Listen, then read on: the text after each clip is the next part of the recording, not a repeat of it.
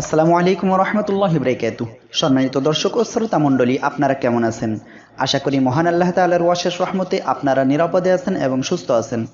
সম্মানিত দর্শক শ্রোতা, আজকের ভিডিওটি খুবই গুরুত্বপূর্ণ, কেননা আজকের ভিডিওটি আমি এমন একটি ঘোষণা দিব যে ঘোষণাটি আপনারা যারা পবিত্র কোরআনুল কারীমের অর্থ শিখতে চাচ্ছেন তাদের জন্য খুবই গুরুত্বপূর্ণ। আর আজকের পর্বটি পবিত্র কোরআনুল কারীমের শব্দের অর্থ শিকার শেষ পর্ব, তাই প্রথম থেকে শেষ পর্যন্ত মনোযোগ সহকারে ভিডিওটি দেখুন। আপনারা যারা বিগত পর্বগুলো দেখতে পারেননি, আই বাটনে লিংক দেওয়া আছে, আপনারা সেখান থেকে দেখে বিগত পর্বের যে শব্দগুলো আমরা শিখেছি সে শব্দগুলো মুখস্থ করে নেন, তাহলে পবিত্র কোরআনুল কারীমের অনেক শব্দের অর্থ আপনি জানতে পারবেন ইনশাআল্লাহ। সম্মানিত দর্শক শ্রোতা, আজকের এই ভিডিওতে আমরা মাত্র 4টি শব্দের মাধ্যমে 20টি শব্দ শিখতে যাচ্ছি ইনশাআল্লাহ। এখন চলুন আমরা আমাদের আজকের ক্লাস শুরু করি। আউযু বিল্লাহি মিনাশ শাইতানির রাজিম। বিসমিল্লাহির রহমানির রহিম। শব্দের প্রথম এই কলামে রয়েছে মাজদার এবং তার নিচে রয়েছে অর্থ, এরপরে মাজি বা অতীতকালীন ক্রিয়া, তারপরে বর্তমান বা ভবিষ্যৎকালীন ক্রিয়া থাকবে, তারপরে আমর অর্থাৎ আদেশসূচক শব্দ থাকবে, তারপরে কর্তাসূচক শব্দ থাকবে। কাফ ওয়াও জবর কাউ, নুন দুই পেশ নুন, কাউনুন এর অর্থ থাকা। কাউনুন এর অর্থ থাকা, এটি হলো মূল শব্দ। কাফ আলিফ জবর কা, এক আলিফ টান হবে, নুন জবর না, কানা এর অর্থ সে ছিল। কানা এর অর্থ সে ছিল। ইয়া জবর ইয়া, কাফ ওয়াও পেশ কু, এক আলিফ টান, নুন পেশ নু। ইয়াকুনু এর অর্থ সে আছে বা থাকবে। ইয়াকুনু এর অর্থ সে আছে বা থাকবে। কাফ নুন পেশ কুন, এটা আদেশসূচক শব্দ। কুন এর অর্থ হও বা থাকো। কুন এর অর্থ হও বা থাকো। কাফ আলিফ জবর কা, হামজা জের ই, কা ই, নুন দুই পেশ নুন, কা ইনুন এর অর্থ যিনি আছেন, অর্থাৎ মহান আল্লাহ তাআলা সর্বদা বিদ্যমান মহান আল্লাহ তাআলাকেই এখানে বোঝানো হচ্ছে। কা ইনুন এর অর্থ যিনি আছেন।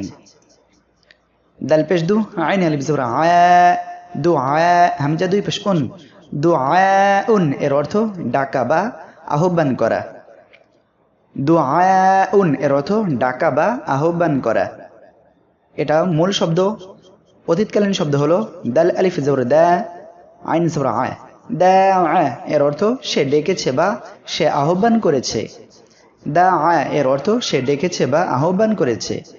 ইয়া দাল জবর ইয়াদ, আইন ওয়া পেশ উ, এক আলিফ টান, ইয়াদ উ এর অর্থ সে ডাকছে বা ডাকবে। ইয়াদ উ এর অর্থ সে ডাকছে বা ডাকবে। হামজা দাল পেশ উদ, আইন পেশ উ, উদ উ এর অর্থ তুমি ডাকো বা তুমি আহ্বান করো। উদ উ এর অর্থ তুমি ডাকো বা আহ্বান করো।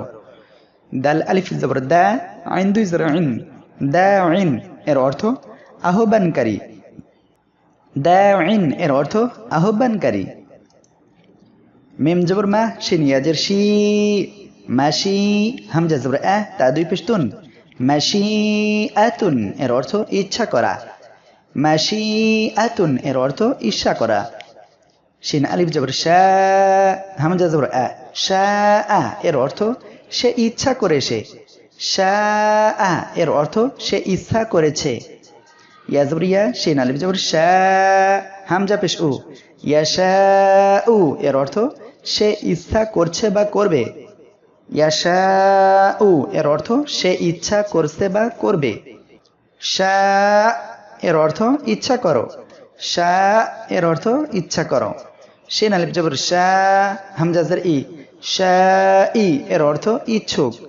শাই এর অর্থ ইচ্ছুক।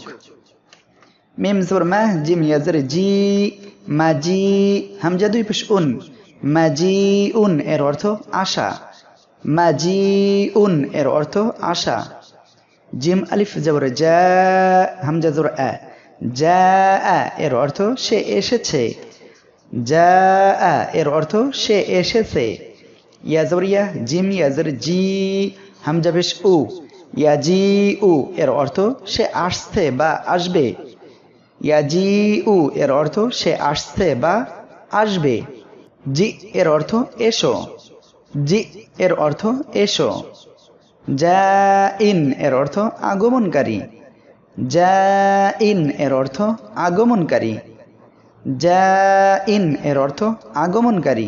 সম্মানিত দর্শক ও শ্রোতা মণ্ডলী, আপনাদের কাছে অনুরোধ, আপনারা আমাদের এই যে কয়টি পর্ব হয়েছে এই পর্বের প্রত্যেকটি শব্দ আপনারা মুখস্থ এমনভাবে করবেন যেন শব্দটা দেখার সাথে আপনার অর্থটা আপনার মনে ভেসে ওঠে।